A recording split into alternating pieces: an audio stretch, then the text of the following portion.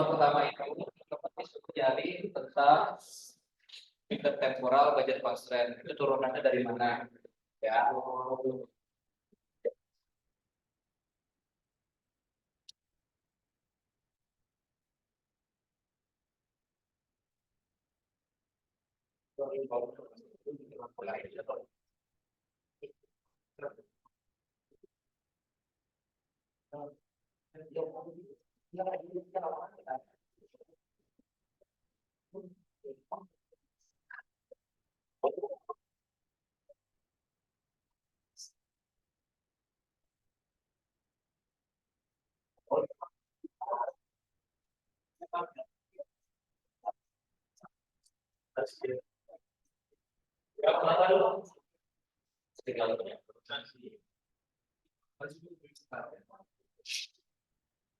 Oke ya, jadi di nomor 1 yang A itu kita disuruh turunin tentang intertemporal budget constraint ya.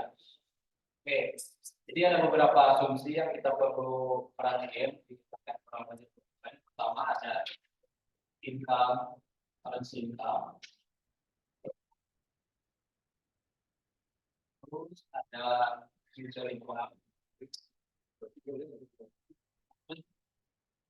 Bang, kurang nyata, apa? Kurang nyata, kurang kelihatan. Videonya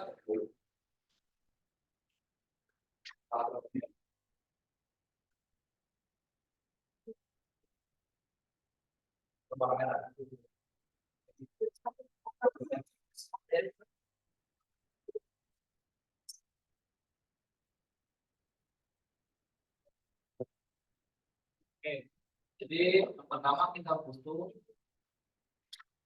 income, terus kita butuh future income, kita butuh juga future,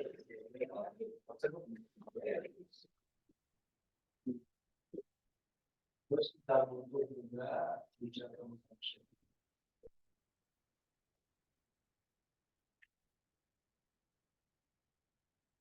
Terus kita butuh expenditure.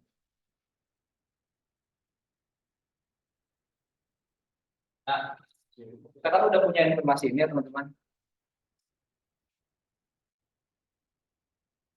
Nah, kalau misalkan kita income currency itu kan ada dua ya opsinya antara konsumsi sama saving ya.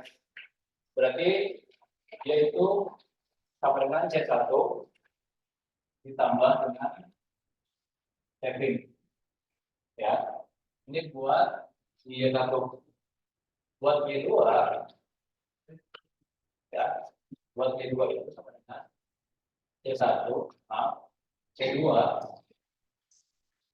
ditambah dengan saving yang awal ini, tapi udah di future value ya, saving itu ini.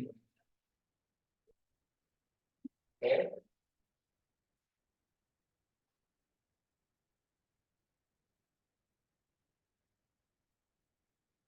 Atau tema itu konsumsi konsumsi masa depan.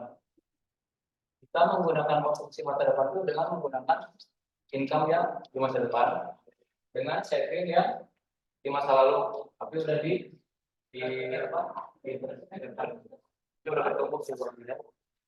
Nah, terus dari sini kita ubah persamaannya jadi S sama dengan B1 min B1 ya.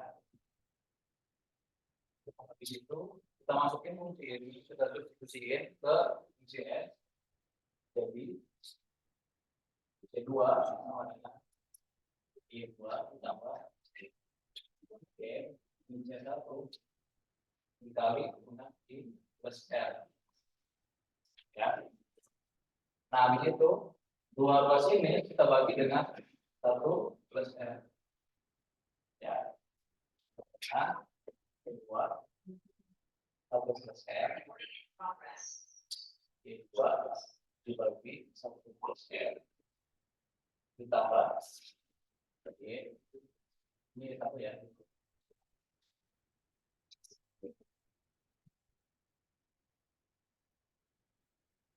Kita menghitung cetak ya.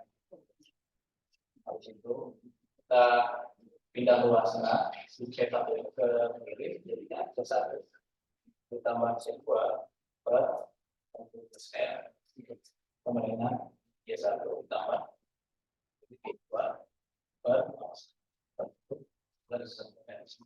Nah ini adalah berupa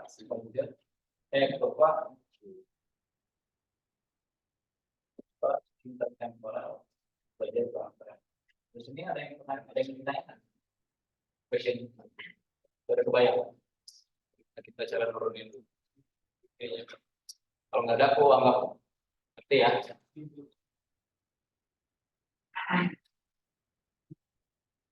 Ini angka ya. Yang B itu kita disuruh nyari, oh enggak. Yang B itu kita disuruh analisis kurva yang relevan bagaimana dampak penurunan suku bunga terhadap konsumsi menurut teori intertemporal budget transfer. Jadi kurva intertemporal itu kan ada 2 contoh. Yang pertama ada current consumption, yang kedua ada future consumption. Ya. Ini adalah intertemporal budget constraint. Ya. Nah, kita mau lihat gimana dampaknya kalau misalnya suku bunga itu naik.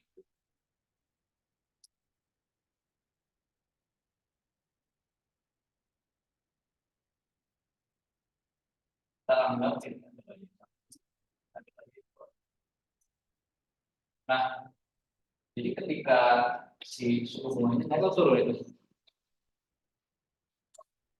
kalau misalkan suku bunganya turun, kecenderungan orang bakal konsumsi tambah atau mengurangi konsumsi.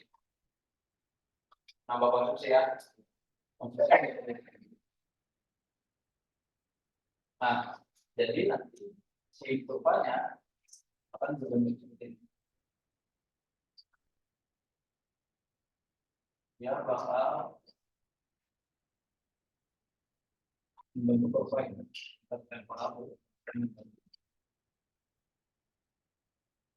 Konsumsi yang saat ini naik, konsumsi yang masa depan itu turun. Ya, kenapa ini bisa naik? Karena ketika suku bunga turun, konsumsi kan naik di masa sekarang. Kalau konsumsi naik di masa sekarang itu dia nggak bakal banyak saving. Dan nanti di masa depan kemudian nggak bakal banyak konsumsi. Dan nanti konsumsi dia turun, tapi di konsumsi sekarang dia naik. Oke. Nah, terus yang ketiga itu teman-teman disuruh ngejelasin perbedaan antara LCH sama PIH. Ini aku rangkum aja dengan ulangan.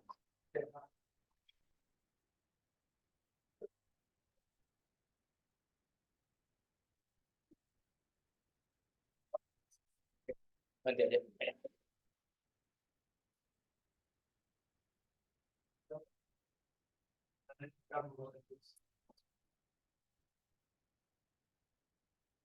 Oke. Jadi ada persamaan. Persamaannya adalah keduanya ingin mencapai consumption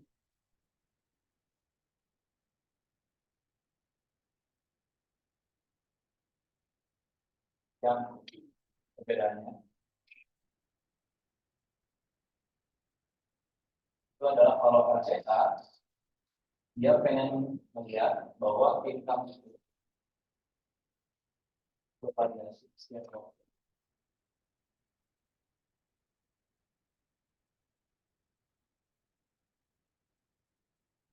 secara sistematik.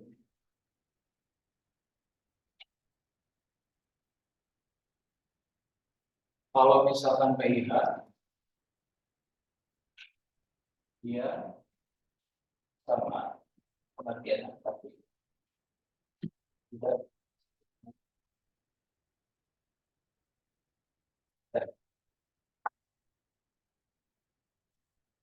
Ini yang buat nomor satu ya.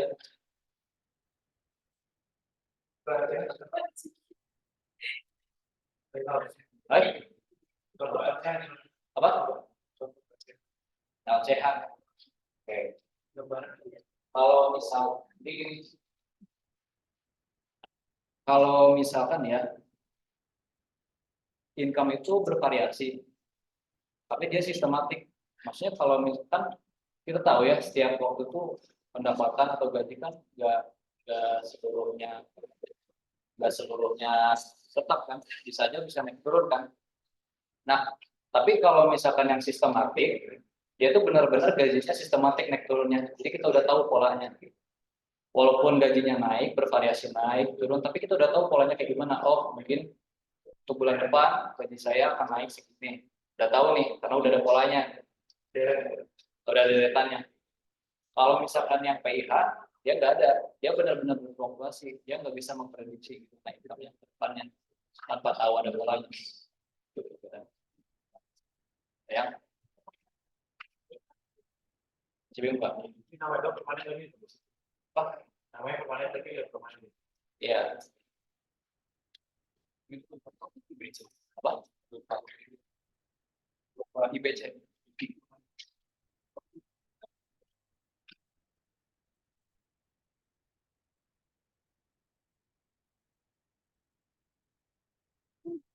Kayaknya udah aman semua. Apa sih ya? Belum. Yang kiri aja lah. Kiri udah berarti. Ayo, yang kiri. Ini belum. Ini. Yang atas.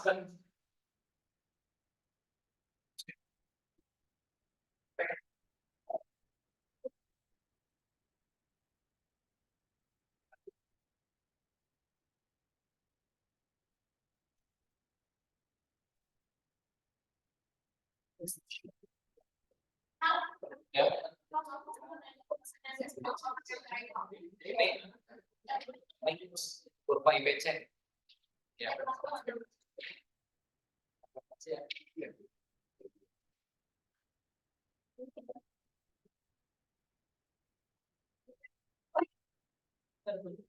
Ada. Ada.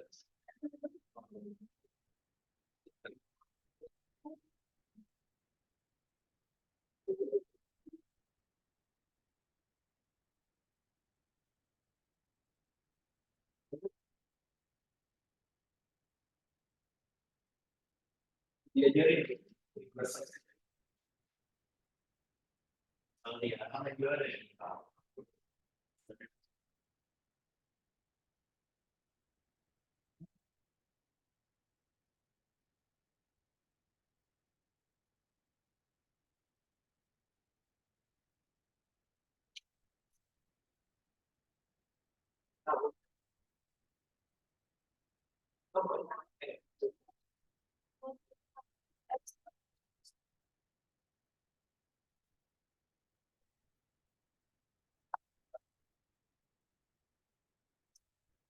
Udah, nomor satu.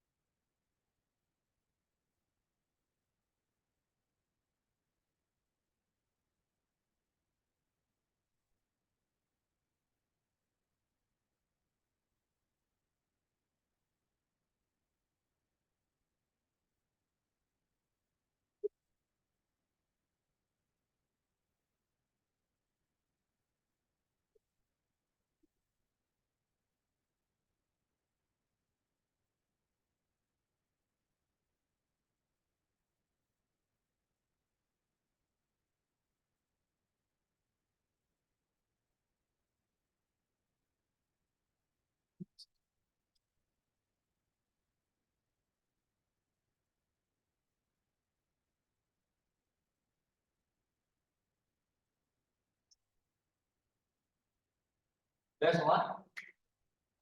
Udah ya? Satu. Oke. Yang nomor 2, kita disuruh nyari dampak terhadap harga sewa modal.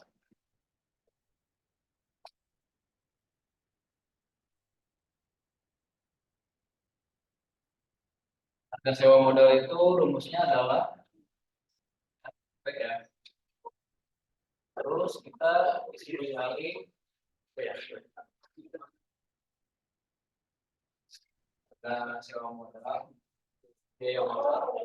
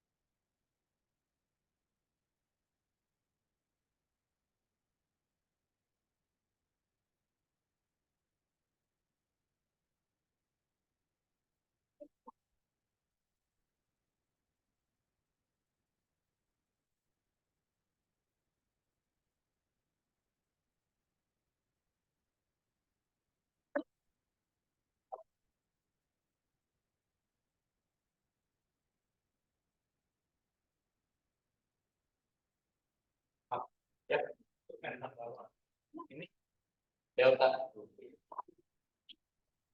ya. Jadi ini ceritanya adalah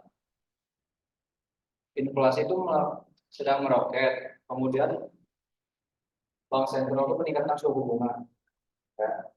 Jadi kita acuannya adalah tingkat suku bunga.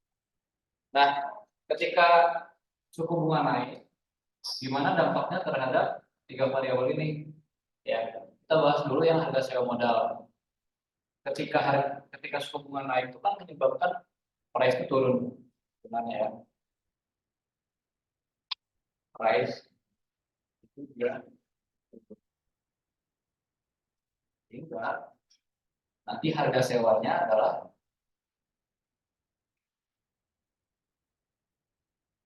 harga sewa akan meningkat karena penyebutnya naik di sini. Sorry, karena penyebutnya turun. Oke. Nah, terus yang kedua, gimana dampaknya terhadap biaya modal? Kalau misalkan biaya modal ketika suku bunga naik, itu menyebabkan si bagian R-nya kan naik, sehingga ini di bagian atas. Ya, ketika bagian atas ini naik, nanti akan menyebabkan nilai daripada biaya modal itu meningkat. Ya, jadi ketika R-nya naik, akan menyebabkan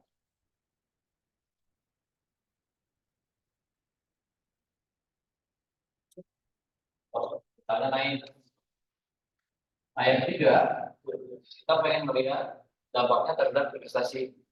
Jadi ketika suku bunga naik di sini, ya, bagian sini tuh menandakan cost.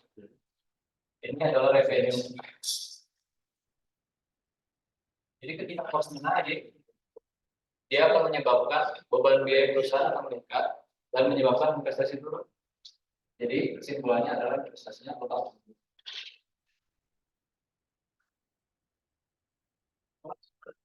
Gitu.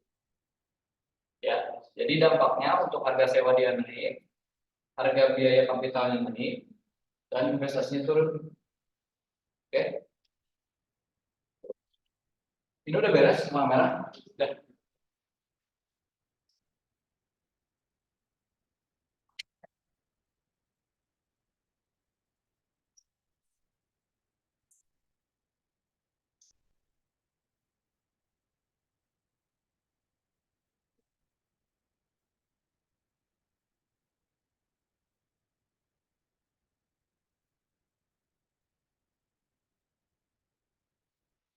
Terus yang kedua, kita disuruh analisis gimana kalau misalkan terjadi penurunan saham dengan Tobin Skew. Tobin Skew adalah market value.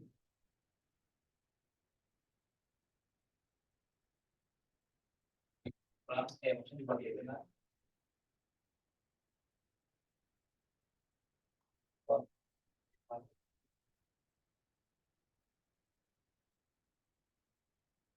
ya.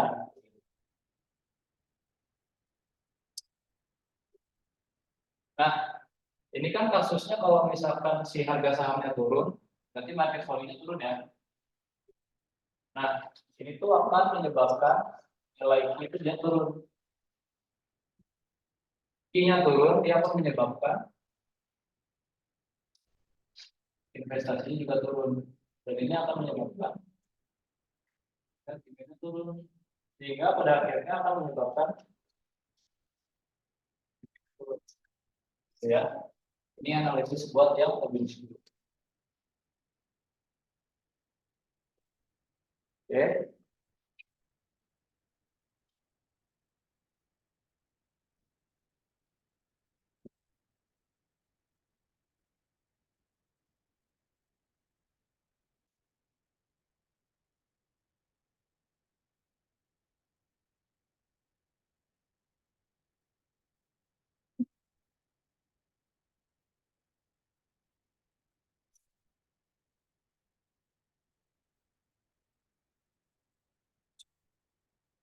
Kalau itu kontaan dengan market value sambungan itu ya.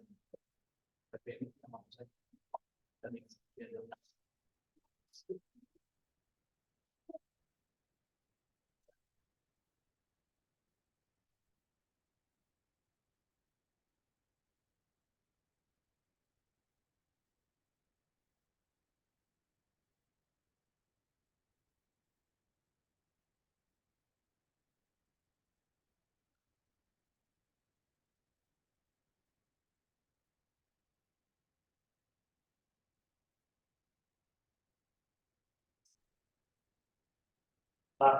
ya.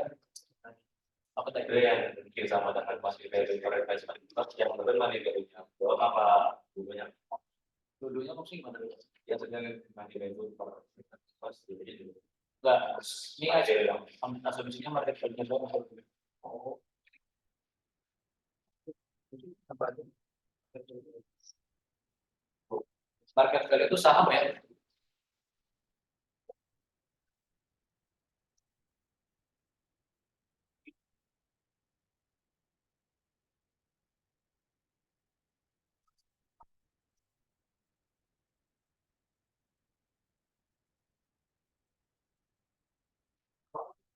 Kan bahwa investment function.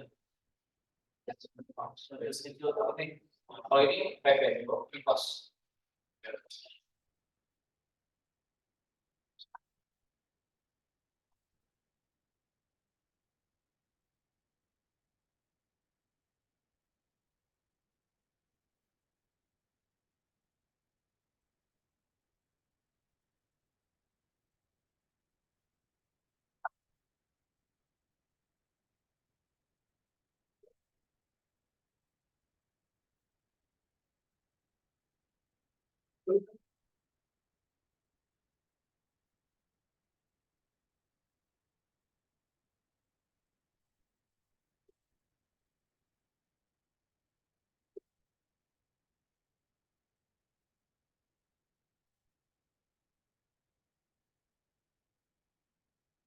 Dan nomor dua, udah ya.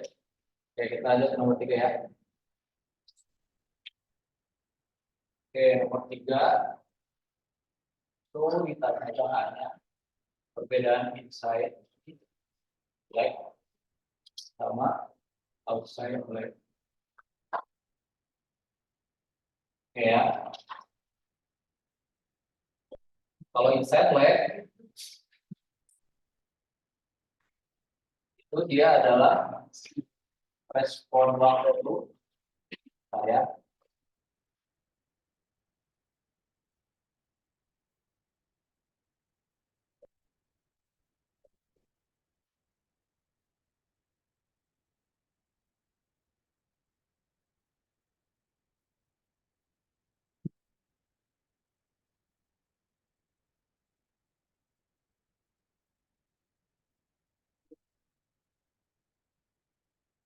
Ya. Jadi kita di sini tuh mau membahas apa ya, delay atau enggak lag ya. Kalau inside lag itu adalah delay yang direspon oleh pemerintah ketika perekonomian itu bergejolak. Jadi kan sebenarnya perekonomian itu kan pasti ada fluktuasi ya, naik turun. Nah, itu akan direspon oleh pemerintah baik itu moneter maupun pemerintah. Baik itu moneter ataupun pemerintah, dan kemudian pemerintah bakal merespon nih apakah fluktuasi ekonomi ini bisa distabilisasi atau enggak ya. Jadi ada lag di situ. Nah, kalau yang outside lag, dia adalah intervensi kebijakan government atau moneter terhadap perekonomian, apakah menambahkan agregat demand atau sebagainya, kita nggak tahu ya. Tapi di situ pasti ada lag, pasti ada waktu untuk merespon perekonomian. Jadi kebalikan doang ya. Nah, yang B itu ditanyanya kenapa si fiskal cenderung memiliki lag yang lama dibanding moneter untuk stabilisasi ya. Berarti kalau misalkan stabilisasi itu dia menggunakan outside lag ya, menggunakan outside lag. Sorry, inside lag. Maaf.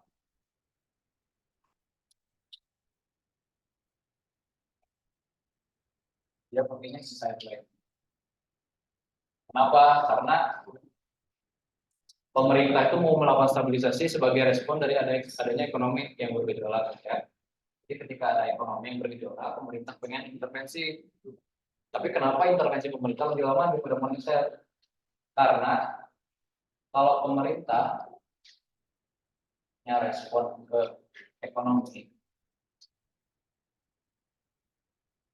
itu bakal lama karena satu, birokrasinya lama. Yang kedua, undang-undang yang mengatur.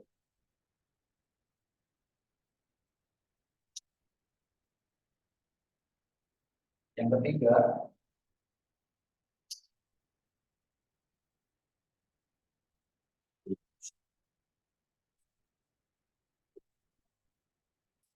ya. Jadi kenapa pemerintah itu emang lama kalau misalkan mau stabilisasi ekonomi? Karena emang birokrasinya lama, undang-undangnya juga banyak aturan, terus lamanya perundingan di antara berbagai parlemen itu yang membuat lama tuh mereka buat kebijakan ekonomi.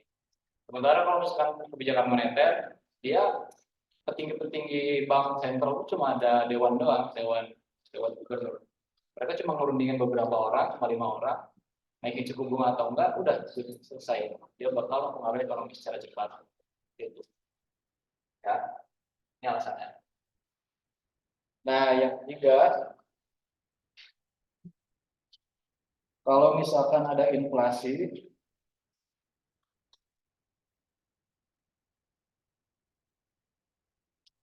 kalau misalkan ada inflasi ya,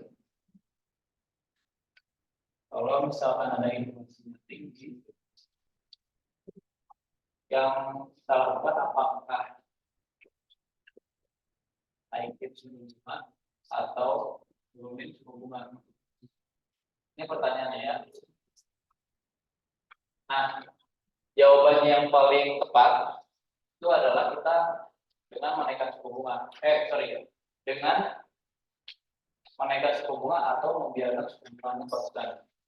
Ya, kita mau membandingkan antara dua ini. Yang paling bagus adalah kita menaikkan suku bunga, ya, biar inflasinya turun. Tapi kan sebenarnya kalau naik suku bunga kan employment juga naik kan sebenarnya. Tapi kalau misalkan teman-teman masih ingat ya,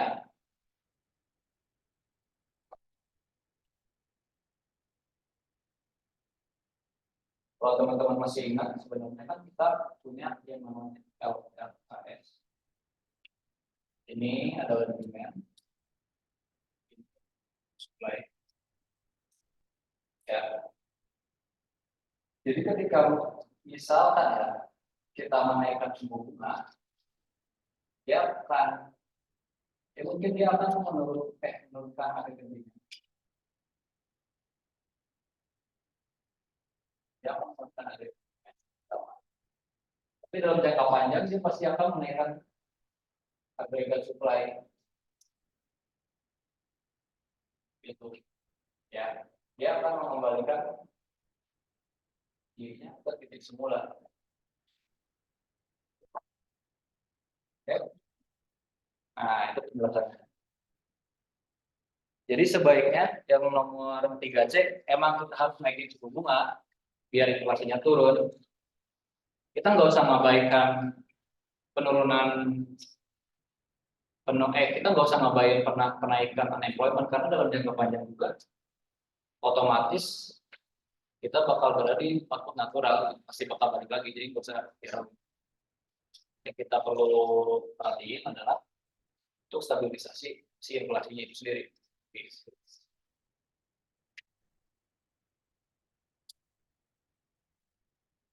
Ini udah beres? Dua.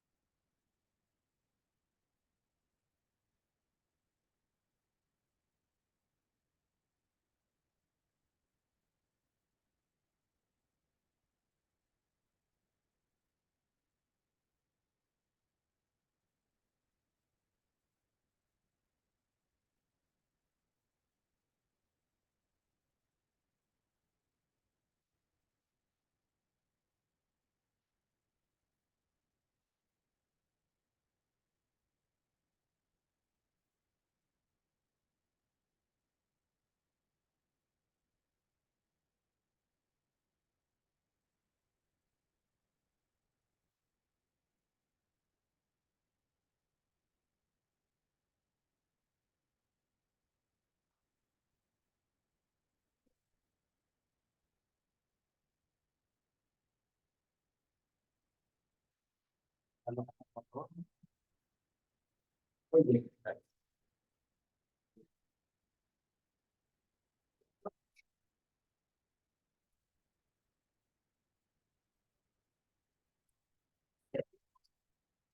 Oh, itu siapa?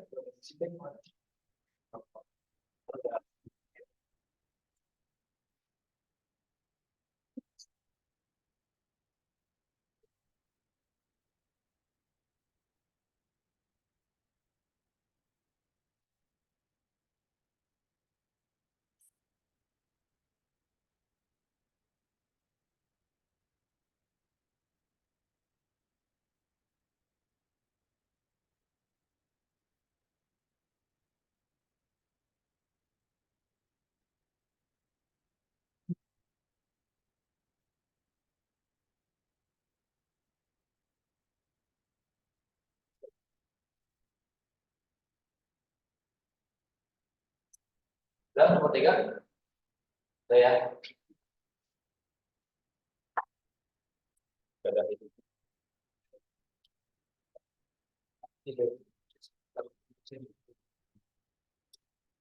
Oke ya. Sekarang kita lanjut nomor 4. Nomor 4 itu teman-teman disuruh ngebedain sebuah konsep. Ada yang namanya tradition.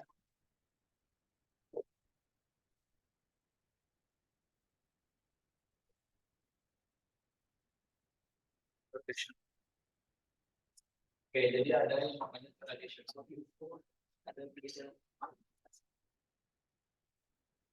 Ada yang namanya Ricardian. Ya, ini kita mau membahas gimana sih dampak pajak itu terhadap perekonomian. Sebenarnya itu yang mau kita lihat. Ya.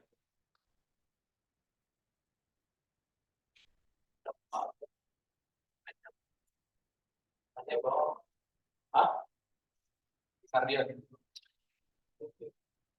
View. Ya, kalau misalkan menurut traditional view, diasumsikan Ini bebas ya teman-teman, mau asumsinya pajaknya naik atau turun juga bebas. Tapi kalau aku itu asumsinya pajaknya turun. Pajak turun itu kan menyebabkan konsumsi naik ya sebenarnya. Dia akan menyebabkan agregat demand naik. Dia akan menyebabkan price naik. Dia menyebabkan interest rate, menyebabkan investasi turun.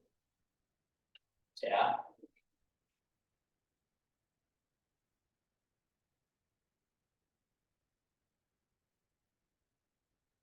Ini menurut pandangan yang lama nih, yang sering kita bahas kalau di kelas, namanya crowding out effect. Ya. Nah, tapi bedanya sama si Ricardo itu, kalau misalkan pajaknya turun, kita belum tentu tahu konsumsi itu berubah. Kita masih belum tahu. Kenapa? Karena ya kita nggak tahu kalau misalkan pajak dikurangi, emang masyarakat punya banyak uang. Tapi kan kita nggak tahu pola pola konsumsi mereka, kalau lebih banyak konsumsi atau saving, kita nggak tahu. Secara nyata-nyata manusia kan beda-beda ya. Ada yang suka saving, ada yang suka banyak konsumsi. Walaupun emang tax dikurangi, naikin pendapatan belum tentu naikin konsumsi gitu. Ya. Jadi intinya adalah kalau di KPI view ketika taxnya turun atau berubah, dia tidak akan, maksudnya tidak akan langsung mempengaruhi konsumsi karena belum tentu gitu konsumsi itu berubah naik, bisa aja turun kalau misalkan behavioral masyarakat itu savingnya naik gitu ya.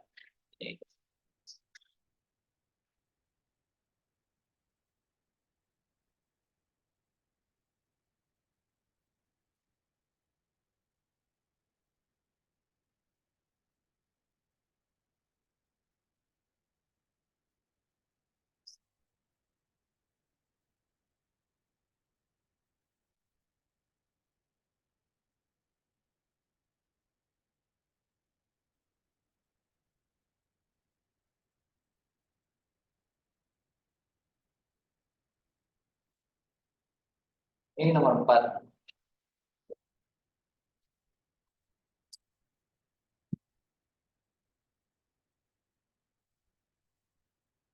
Wah, Dekardin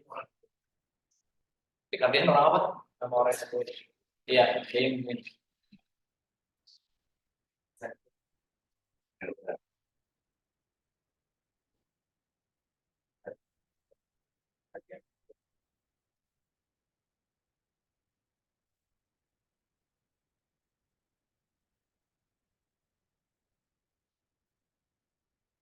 Oke, udah beres.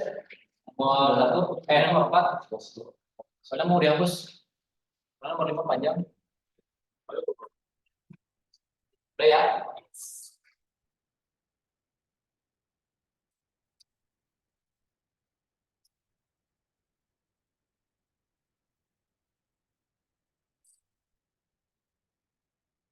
Oke, eh, nomor 5 kita balik lagi ke model claiming model ada di makro 1 ya. Jadi pertanyaan buat nomor 5A,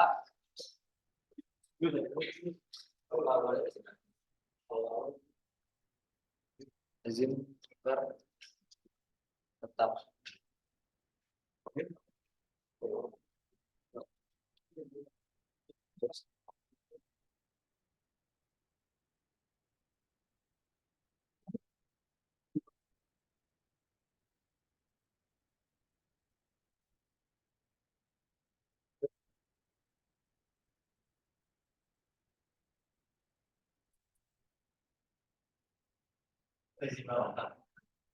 rezim fixed exchange rate.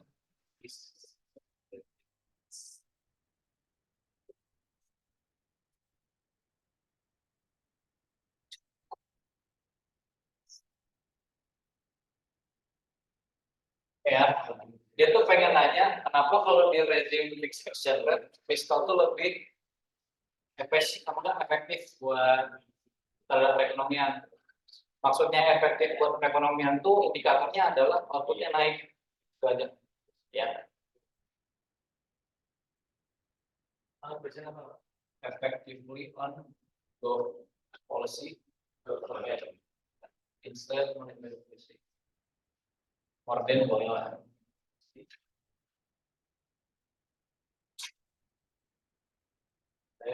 Ya.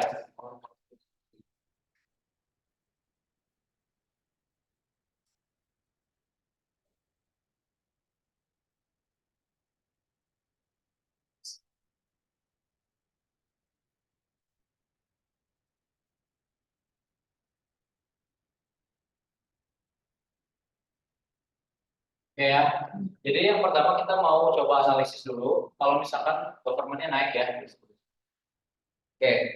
Eh, jadi kalau misalkan government meningkatkan expenditure, ya, dia akan menggeser kurva IS ke kanan, ya. Ini akan menyebabkan exchange rate itu naik. Tapi kan sebenarnya kita pengennya si exchange rate itu dia konstan. Sehingga apa yang dilakukan? Yang dilakukan adalah si LM-nya akan bergerak secara otomatis, secara natural, geser ke kanan. Ya. Jadi ini tuh adalah udah kayak pemalang lah ya. Alam itu bakal bergerak sendirinya ke kanan. Ya. Nah, ketika government meningkat, dia akan meningkatkan exchange rate. Peningkatan exchange rate itu membuat orang tuh mikirnya kayak, wah, exchange rate di domestik lagi naik nih, profit, ini kita jualin uangnya. Ketika itu dijual ke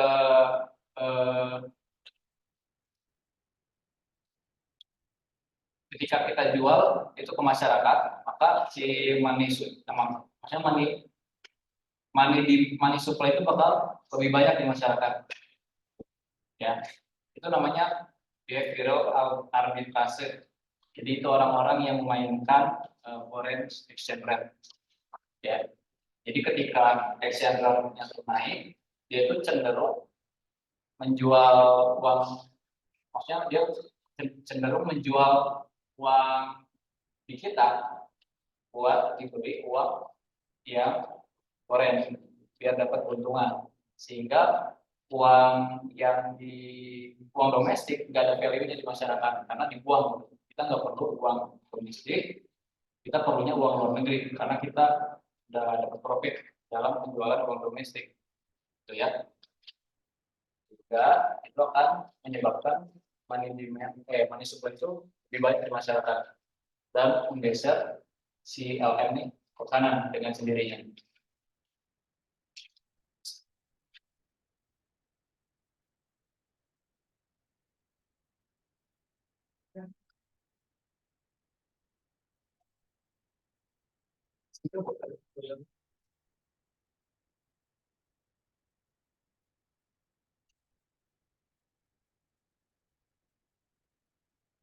Ya.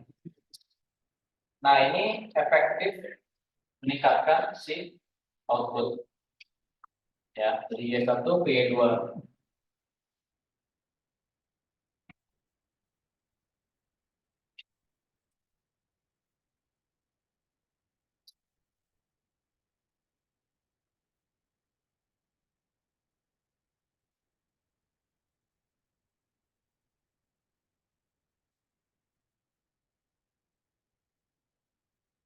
Ya.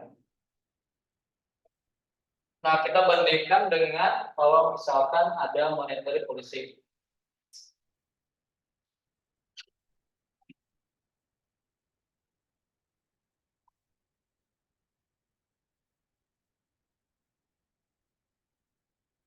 Kalau misalkan monetary policy-nya dia menaikkan money supply ya, MS-nya naik, dia akan membuat si LM-nya bergeser ke kanan dan akan menyebabkan exchange rate itu dia turun. Ya. Nah, tapi ketika exchange rate turun, ya orang-orang tuh cenderung kayak ini ada kesempatan, maksudnya orang-orang tuh cenderung udah tahu kalau exchange rate turun maka value domestik tuh dia akan turun, sehingga daripada bukan maaf, kalau misalkan exchange rate itu dia turun, ya orang-orang tuh akan cenderung eh, memilih uang domestik untuk dipegang karena lagi murah nih uang domestik. Nanti kemungkinan akan naik lagi, akan untung dijual di masa depan.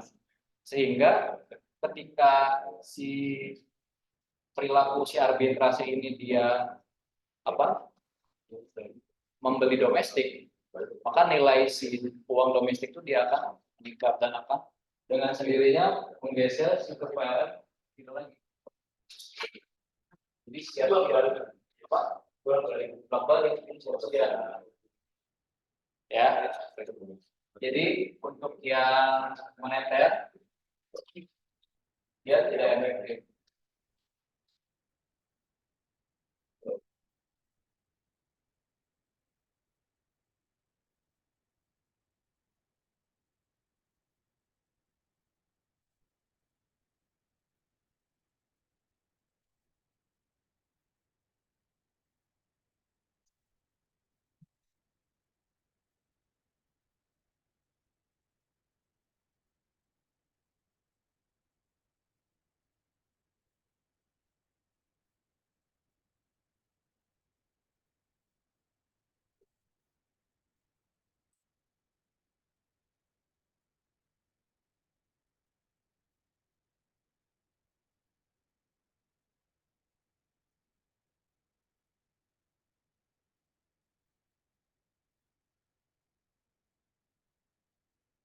Ya udah beres ini. Ya, fokus lagi ya. Yang kanan. Ya. Mulai.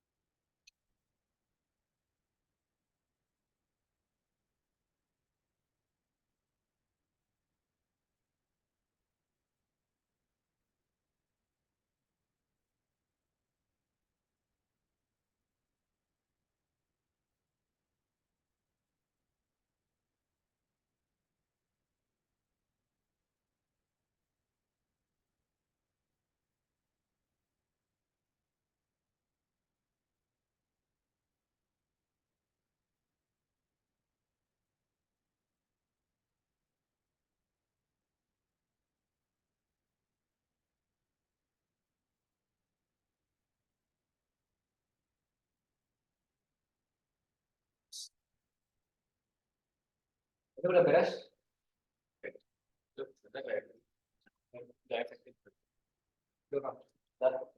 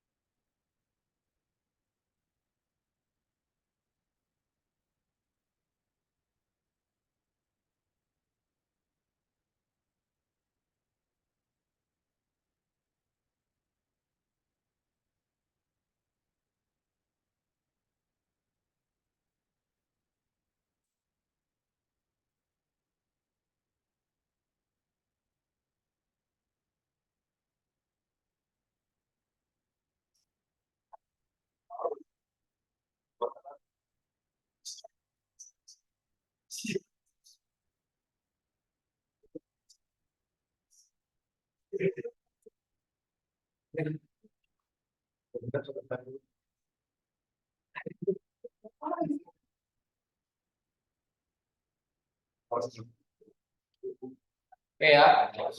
Sekarang kita bahas nomor 5B.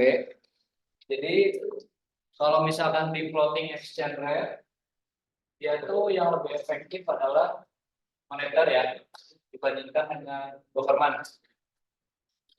Karena gini, ketika government itu dia meningkat, sebenarnya kan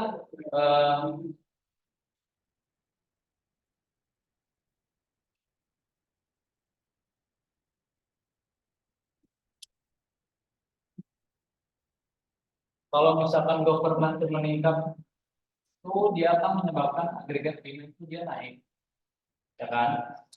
Agregat demand naik akan menyebabkan price naik, menyebabkan suku bunga naik,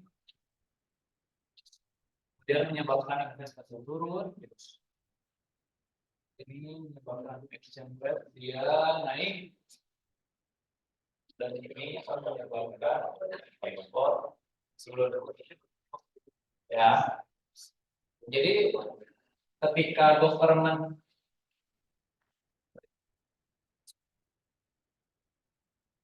ya, jadi ketika government dia meningkat, dia akan meningkatkan agregat demand di kurva yang lain dan akan menyebabkan price naik, ya. Nah, tapi kan sebenarnya di price naik itu akan menyebabkan suku bunga naik juga untuk stabilisasi harga, ya kan? Ketika stabilisasi harga itu kita masih menganggap bahwa exchange rate itu dia konstan di situ tuh. Ya, jadi di posisi ini tuh exchange rate itu masih konstan dulu, ya. Nah, ketika dia udah mulai naik exchange rate, baru dia akan berdampak pada net ekspor itu turun, sehingga dari sini itu dia akan habis. Jadi walaupun si government yang meningkat, pada akhirnya nanti si investasi bakal turun. Iya, karena exchange rate naik menyebabkan investasi turun, exchange rate naik menyebabkan apa? Di apa namanya? Exchange rate naik akan menyebabkan net ekspor turun. Ya, jadi sia-sia aja kalau misalkan government naikkan spending buat naikin government, karena nggak ada efeknya. Naikin government tapi di jangka panjang akan nurunin investasi sama naik pun sama aja. Itu ya. Tadi kan sedikit apa? Gimana? Yang ini. Ini tuh kondisinya gara-gara gara-gara pertambahan government. Government itu kan meningkatkan segini. Tapi ini adalah multiplier effect government, ya kan? Nah, walaupun terjadi multiplier effect juga, pada dasarnya nanti akan menaikkan suku bunga, itu yang jadi masalah menaikkan suku bunga. Ini kan naikin exchange rate. Ini kan exchange rate ya. Kalau misalkan ininya berubah naik ke atas, nanti kan ini akan bergerak di sepanjang kurva, enggak? Ini juga bakal bergerak di sepanjang kurva itu naik. Jadi barang teman-teman. Tapi teman-teman nggak usah ngejelasin secara rinci ini sampai geser rutin, nggak usah, tinggal geser aja kanan. Gitu ya. Nah, yang terakhir ini yang monetary policy. Kalau misalkan di MS-nya naik, ya. Kalau misalkan si kita mengasumsikannya bank sentral menaikkan money supply, dia akan menggeser kurva lain ke sebelah kanan, ya, akan menyebabkan exchange rate turun dan menyebabkan output naik, sehingga untuk kebijakan moneter di floating exchange rate dia efektif, ya. Jadi ketika MS-nya naik, dia akan menurunkan suku bunga, sehingga akan menaikkan investasi. Ini akan menurunkan exchange rate.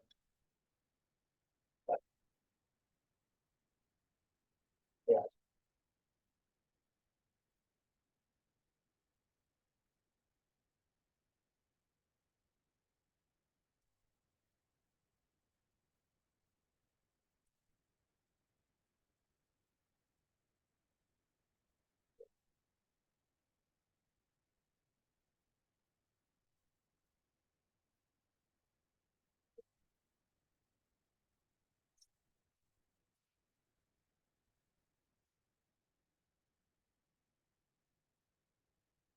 Ya,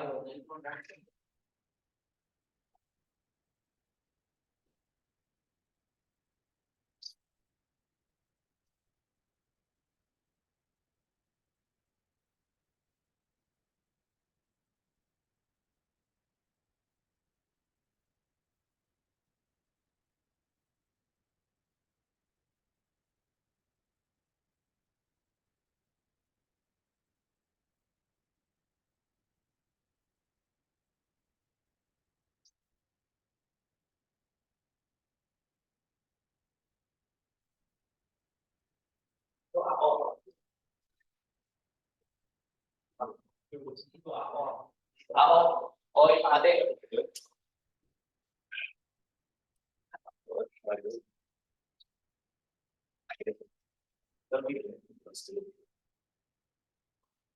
Ini udah beres ini? Udah, Pak? Udah. Udah.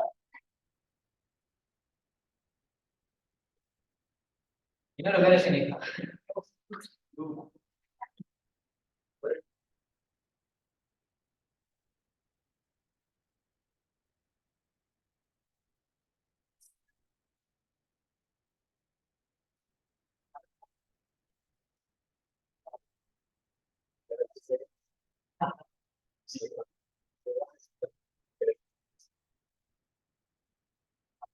Bisa dicek.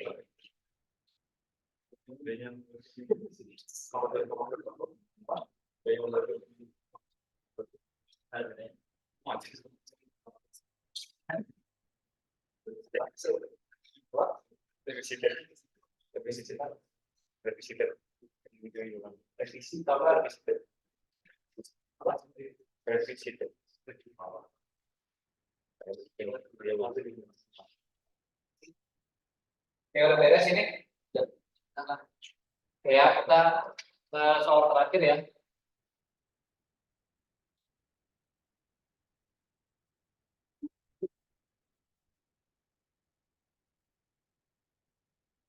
Oke, jadi soal terakhir itu gimana kalau misalkan si perusahaan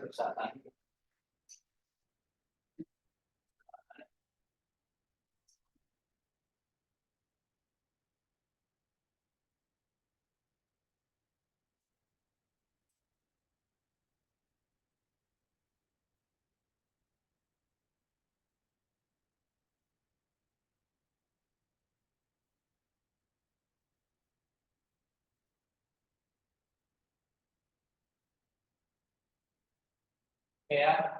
Jadi di 5C itu kita asumsikan bahwa suatu negaranya lagi mengalami ketidakstabilan politik. Ya, ketidakstabilan politik itu atau instabilitas politik dia akan menyebabkan suku bunga tuh naik, ya, atau bentar ya, dia akan meningkatkan risk premium sehingga akan meningkatkan suku bunga naik, ya. Nah, kita di sini ada ISLN bakal bergeser dulunya. Jadi yang pertama kita bahas tentang IS-nya dulu. Ketika R-nya naik, dia akan menyebabkan investasi turun, menyebabkan sentimen turun, menyebabkan B-nya turun. Nah, ini menyebabkan exchange rate naik, menyebabkan net export turun, AD turun, I-nya turun, ya. Sehingga kesimpulannya adalah GIS ini dia akan turun, ya. Kita akan menggeser supaya IS ini sudah stabil, ya. Nah, tapi yang menjadi menarik adalah si LM-nya. LM-nya dia akan naik, akan menggeser ke kanan.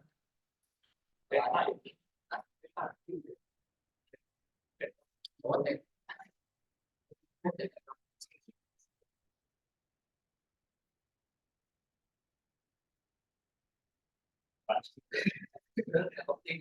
Oh, ini oke dari awal itu ya. Jadi kalau misalkan ada instabilitas politik, dia akan menyebabkan risk premium naik dan menyebabkan si suku bunga naik. Ya, kalau dampaknya terhadap IS kita udah tahu dia akan menurun si IS-nya. Cuma kalau yang LM dia akan meningkat. Ya, LM itu meningkat gara-gara ketika suku bunganya meningkat, dia akan menyebabkan kuantitas of demand, money for demand,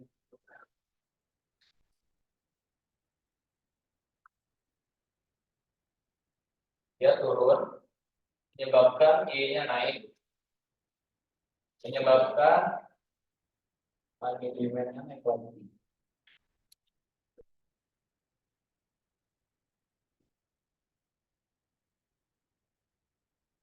Juga menyebabkan output-nya naik. Ya, ini alurnya buat LM. Nanti kesimpulannya adalah Y-nya meningkat dan X-nya dia turun.